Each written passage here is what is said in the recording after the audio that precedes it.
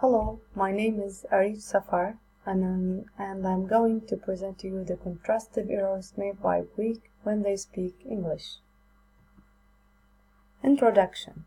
Greek is the national language of Greece, where it is spoken by about 1.7 million people, and the co-official language along the Turkish of Cyprus, where it is spoken by 1.1 million people. Greek language family history. Greek is an Indo-European language. The early stage of the language we conventionally call Proto-Hellenic. This early language broke into dialects, as it seems that the Greek were divided into several large groups or tribes called phylae. The main three dialects are the Ionic, Doric, and Aeolic dialect. And all were spoken during the classical period. I have divided my presentation into two parts. The first one is grammar and the second one is phonology. When it came to tenses, so the present and past perfect are not much used in Greek. Greek learners use past instead. For example, I know them since I was a kid. Greek has not a present progressive. For example, I'm eating breakfast after I'm getting dressed. The verb to be is sometimes added in the simple present. For example, she speaks English. And finally, Greek has no equivalent of the going to future, and Greek learners may use a simple present tense instead of a future tense, such as I will to see them tomorrow and I go to school tomorrow. Questions and negatives. The auxiliary do has no equivalent in Greek, and inversion is not used to make a question, such as you come back from school early every day. Negative is formed by putting not before the main verb, omitting the auxiliary, like they not come to see us and he not agree with me. Modal verbs. Greek in general has no one-to-one equivalent for English modals and semi-modals, like can, may, must, have to, ought to, etc. Accordingly, there are differences which lead to that Greek learners make mistakes, such as they tend to use to plus infinitive after modals. For example, I cannot to come to see you.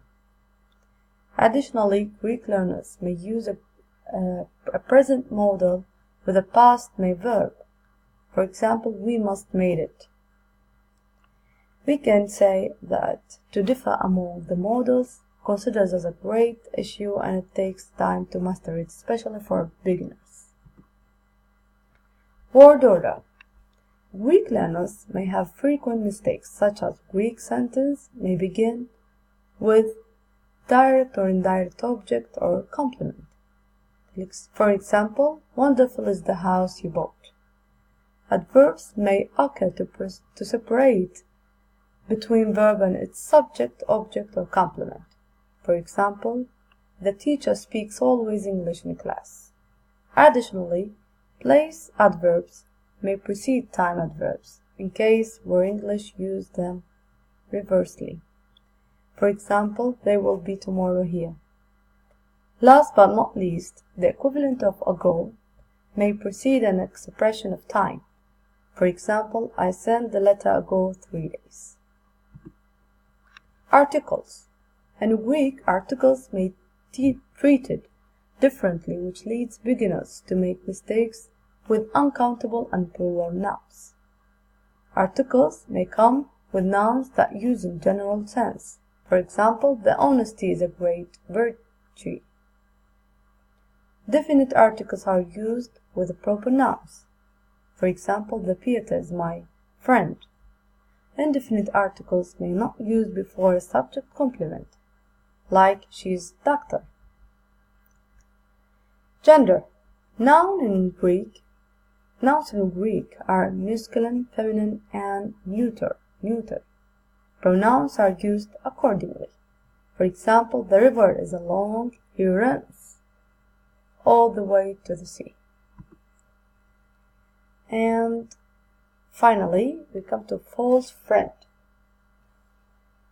Some English words are loans from Greek. For example, telephone, televisions, crisis, and etc. Others have been borrowed into Greek, like jeans, go, picnic.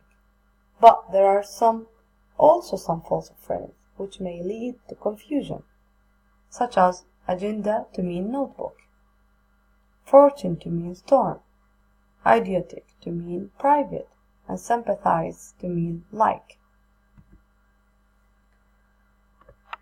We come to phonology part of my presentation, and I will talk a little bit about vowels and consonants. There are some vowels that may cause problems to Greek learners. Some of these problems are: E is usually replaced by E, causing pairs like sit and C to sound similar. E and E are usually replaced by E. For example, bird may be pronounced as beard instead of bird. Some consonants are difficult to be pronounced for Greek learners, such as sh is often pronounced as s, as in shirt may be pronounced as shirt. S before n becomes z. For example, small may be pronounced as small. Spelling.